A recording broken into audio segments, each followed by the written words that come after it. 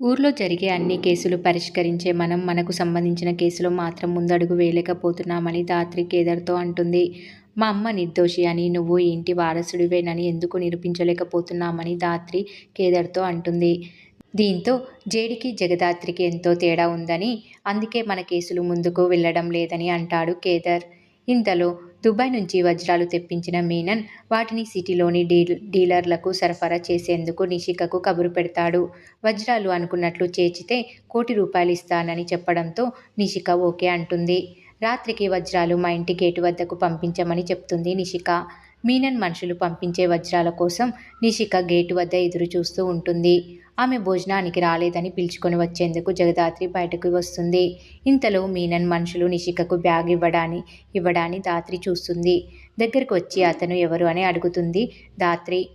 ఎవరో వచ్చి నిన్ను కలిసి నీకు ఏదో ఇవ్వడాన్ని చూశానని చెప్తుంది.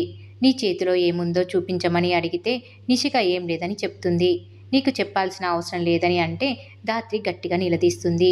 నువ్వు ఏ తప్పు చేయకపోతే ఎందుకు దాచిపెడుతున్నావని అంటుంది.